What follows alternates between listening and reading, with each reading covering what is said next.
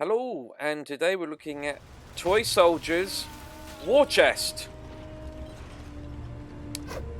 We're big fans of the Toy Soldiers franchise up until now, an Xbox exclusive, maybe on PC as well. This is Toy Soldiers War Chest, this time published by Ubisoft and Ubisoft. This is the Xbox One edition. We'd like to thank Xbox for our gameplay code. This is the very beginning of the campaign. I believe the campaign plays differently depending on which playset you're playing as. We are playing as the He-Man playset,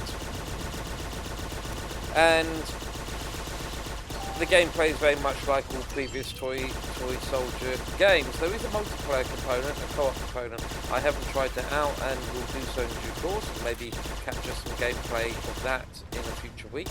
But for now, this is just the beginning of the campaign, and we're going to post two videos, the first two missions that we're playing. It's a tower defense game, but one where you can step in and take control of static units and units that move. So it has a very third-person come FPS feel to it at times, as well as being strategic. And as with all tower defense games, you can install units, you can upgrade them, you can repair them, you can sell them, swap them over for other ones, and whatnot.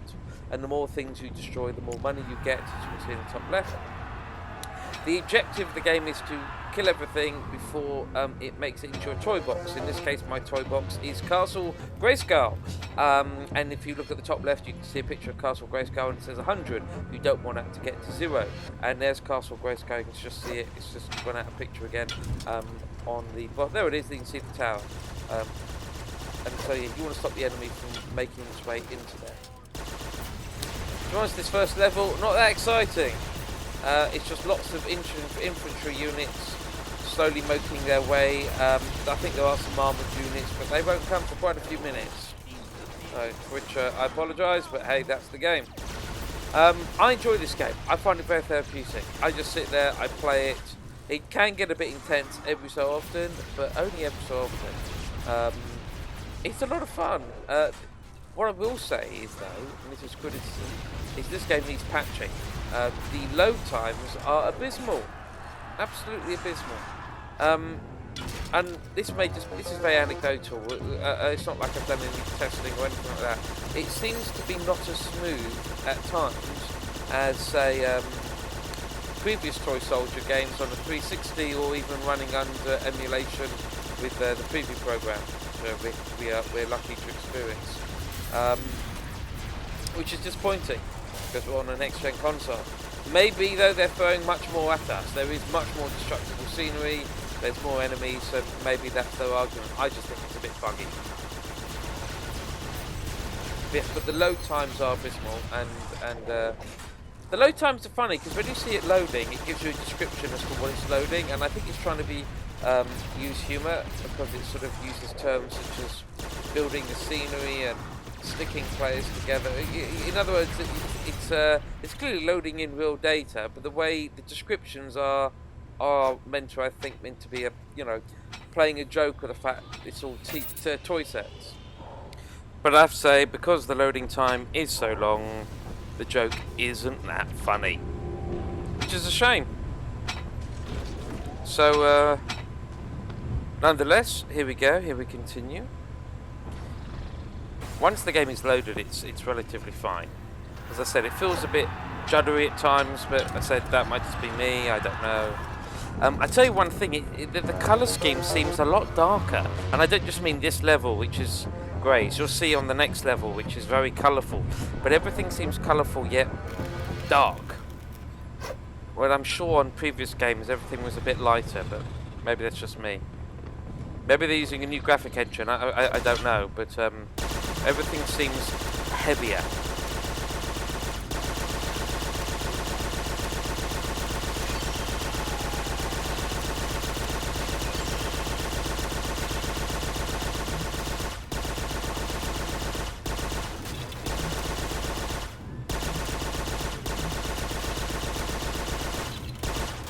The enemy will shoot back at you, and your turrets will get damaged over time.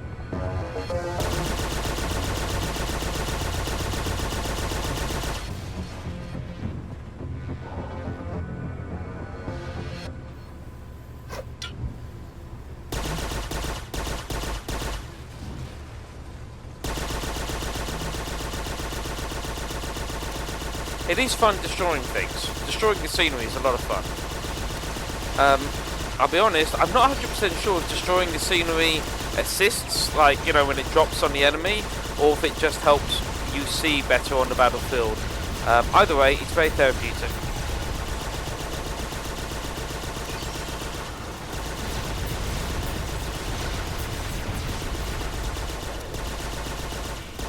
So on this turret, you'll see a little wooden fence, a little wooden barrier. So yes, I've added a wooden barrier to this gun turret to give it itself some extra protection. So you can upgrade the turrets in terms of their firepower, in terms of their ability to defend themselves. On later levels, you get to build wooden walls and whatnot, which force the enemy into certain paths. Or at least the infantry. I think tanks just drive straight through them. You know, so as you progress through the game, you can unlock many things. You can eventually unlock a hero, so you can play as He-Man on the battlefield, but this I have not done yet.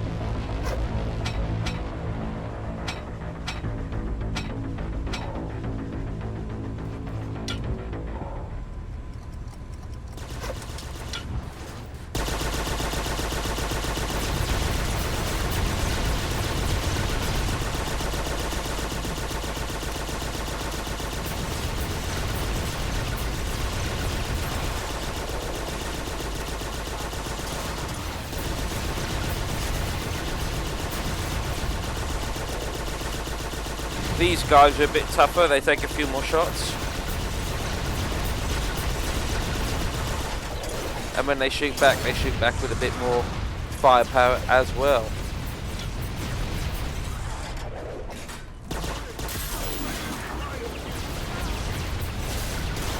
So with this, in previous games, you had toy soldiers, I can't remember the name of it, but it was set in World War One.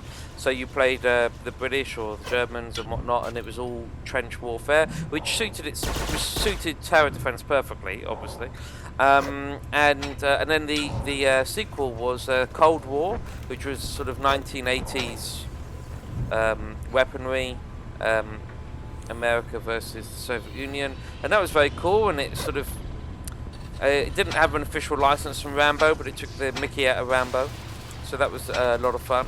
And this one is recognising the fact it's toy, so it has all different toy sets, from He-Man to G.I. Joe to Steel Toy Soldiers, to Care Bears and magical stuff, to even because it's published by Ubisoft, I think they've put an Assassin's Creed Ezio toy set in there as well.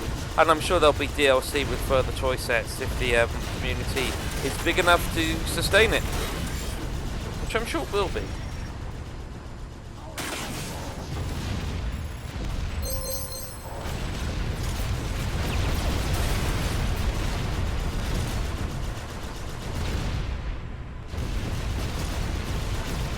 There's Castle Grayskull there. If any of you remember playing with He-Man, maybe you were lucky enough to own the Castle Grayskull playset, which was a big playset. Well, it seemed big when I was a kid.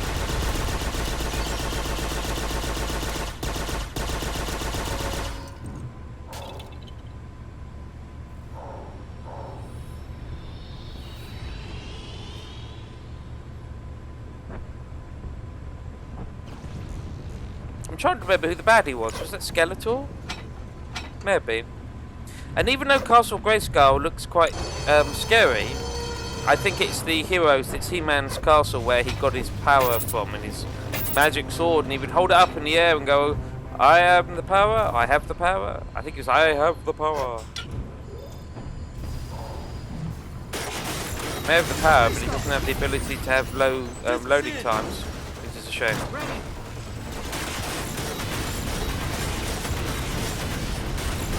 This weapon it's very explosive, but it seems to do absolutely nothing. So let's switch to this more traditional, well, they call it a dragon cannon, I think. This air gas a bit more effective, isn't it?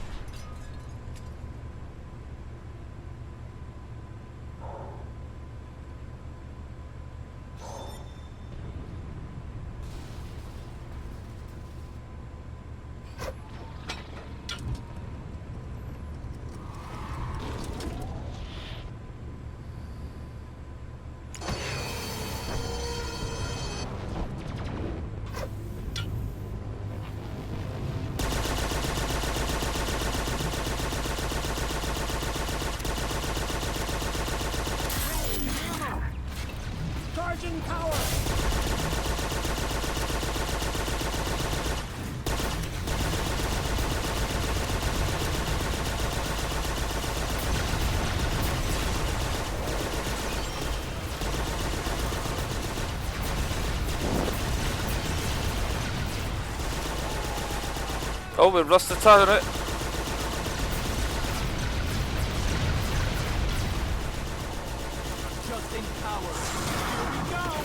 You will want to take control of these turrets. The AI is okay, but it's not great. It's not aggressive enough.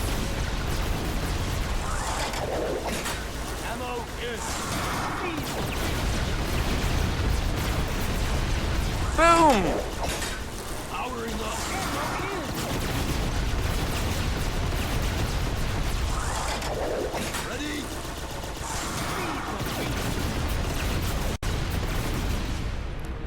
And that's how you do it, everyone. Let's see what we've unlocked.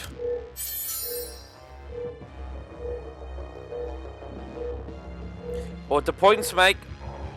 I'm not too sure actually. I assume that's for a sort of online league table. Oh, you get to level up and you get tokens. And the tokens unlock things.